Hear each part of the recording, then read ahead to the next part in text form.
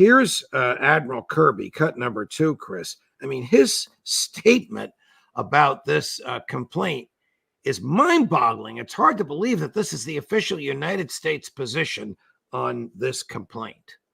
South Africa's filed this 84-page lawsuit against Israel, accusing them of genocide. Israel says that this is blood libel. Does Washington agree? And where does this put Washington and Pretoria in terms of find their this submission meritless, counterproductive, and completely without any basis in fact whatsoever. In another world, Professor.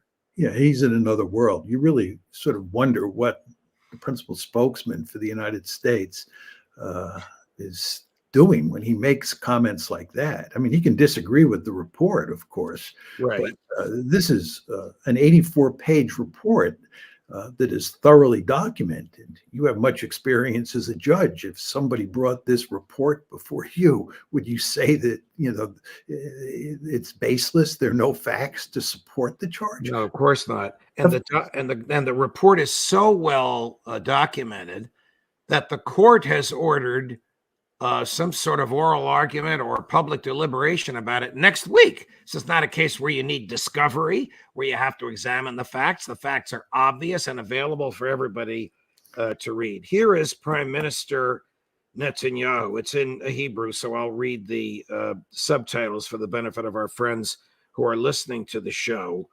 The language is very strong. It's typically Netanyahu-like. Cut number 5, Chris. I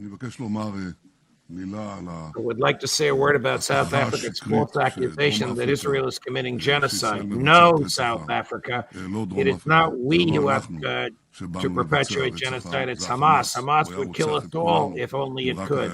In contrast, the IDF is acting as morally as possible. It does everything to avoid harming civilians. And Hamas does everything to get them harmed, using them as a human shield.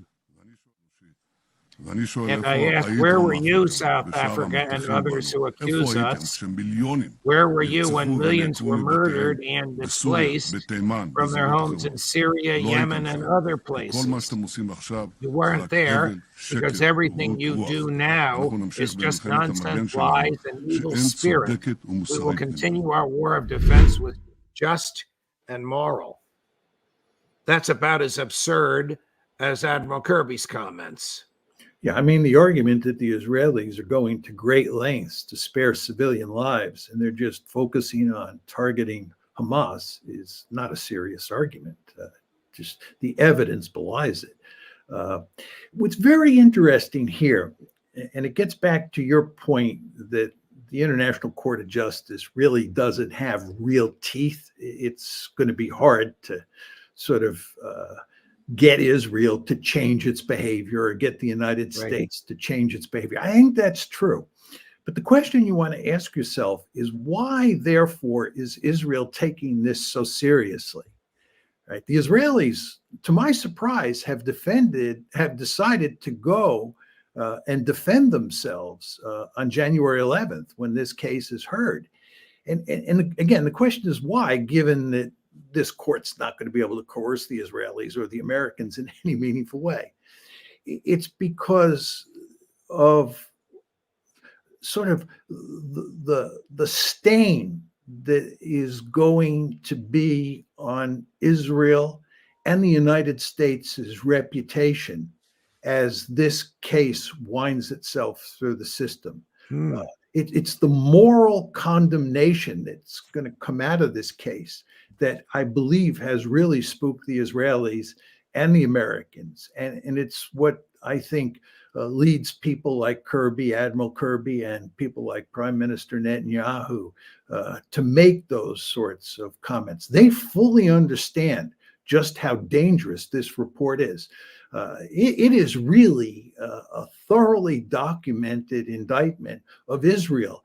And by the way, the United States as well, because the United States is complicit in this. So you, as usual, jump to my next topic. But before we get to that next topic, which is U.S.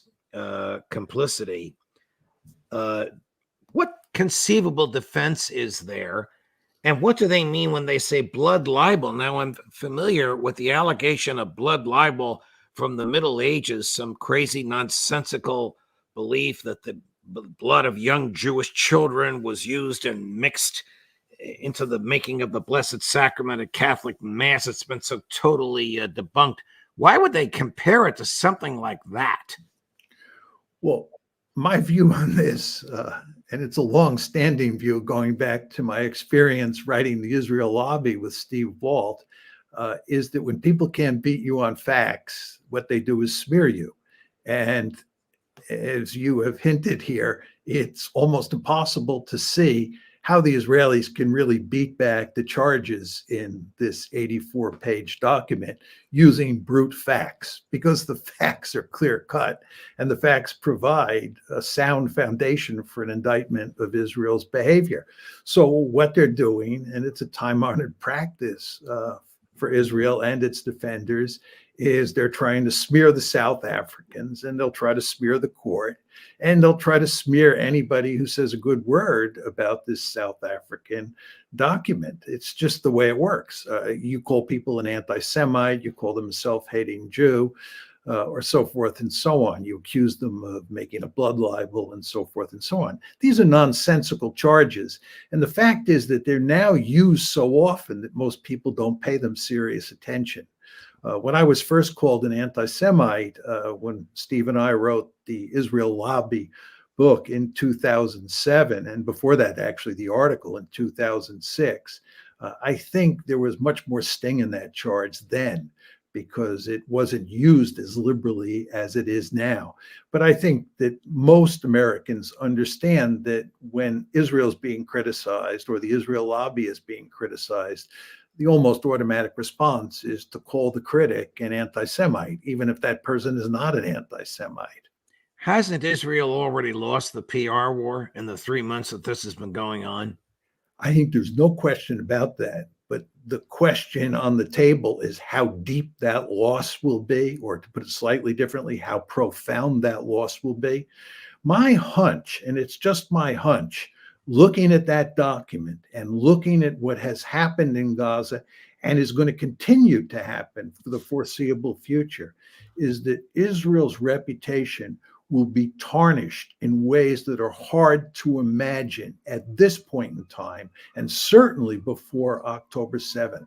The Israelis, in my opinion, have really gotten themselves into deep trouble. Not only strategically, we haven't touched the strategic issue here, where they're in deep trouble in terms of achieving their wartime aims, but just from a point of view of their sort of moral reputation, I believe they're doing irreparable damage. Again, as I said in the Substack piece, down the road, when people talk about the canonical cases of genocide, when they talk about the Holocaust, what happened to the Armenians in Turkey during World War I, Rwanda, and so forth and so on, those canonical cases, I believe that this will end up being a canonical case of genocide. And this is a huge problem for Israel. If the court rules against Israel, this will further damage them in the minds of the public and the Arab world in terms of losing the PR war. Will it not?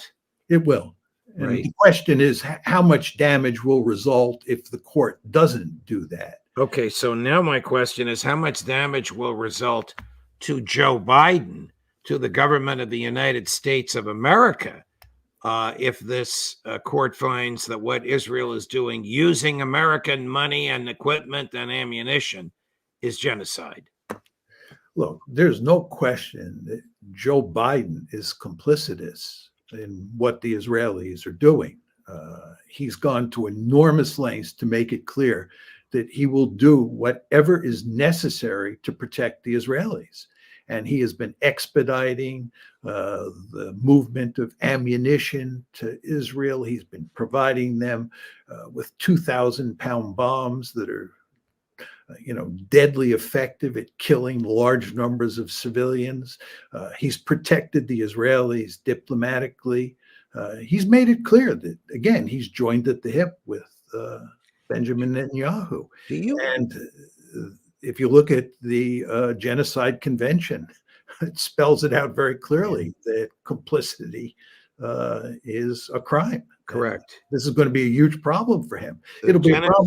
the Genocide Convention, which we wrote, the UN Charter, which we wrote, and Israel, of course, is a party to them. Do you have any idea why South Africa, of all places, not Paris, not Berlin, not certainly not London, but why South Africa filed this complaint? I think it has a lot to do with South Africa's history as an apartheid state. I think that South Africa has been very critical of Israel for a long period of time for being an apartheid state. I mean, this is a different issue than the genocide charge, but the South Africans have long thought that Israel is an apartheid state, and they have been very critical of Israel for that reason. But also because South Africa was an apartheid state and the international community took a long time to fix that problem. I think South Africans are very sensitive about issues like genocide and apartheid and instances where the so-called international community doesn't stand up and do anything. I think the South Africans are looking at what's happening around the world. Hardly anyone is saying anything critical of what Israel is doing, certainly in the West. And they just felt, this is my surmise, that somebody had to stand up and say something. How successful has the IDF invasion of Gaza been from the perspective of the Israeli interests? Well, first of all, the Israelis, and here we're talking mainly about Prime Minister Netanyahu, made a lot of the fact they were going to destroy Hamas. They were going to eliminate Hamas from Gaza. And they have failed to do that. They have not even come close. And they are now beginning to pull their troops out of Gaza. They just recently pulled 5 brigades out, and 3 of those brigades were in one of their top-notch divisions. And when they pull out 5 brigades, you start saying to yourself, wow, why are they doing that? Because there's hardly any evidence that they have killed large numbers of Hamas fighters. And they have not found the hostages, which tells you they probably have not found the Hamas fighters in vulnerable places where they could kill them in large numbers. And I think all of this tells you that the Israelis are not going to finish off Hamas. And this is, I think, a significant blow, not only to Israel, but to Prime Minister Netanyahu. And then there's the whole question of how this ends up being settled politically. In other words, what does Gaza look like when the shooting stops? And there is no solution in sight. It's not like the Israelis, once they stop the fighting, once they put their guns down, that the United States, Israel, and other members of the so-called international community are going to be able to get together and figure out some sort of viable political solution to keep this problem at bay. If anything, this is a festering wound, and it's likely to start up all over again at some point in the not too distant future. So you look at Israel's strategic situation inside of Gaza, it does not look good at all. Wow. Professor Mearshimer, I know we went a little longer than we usually do, but as we say in New Jersey, you were on a roll.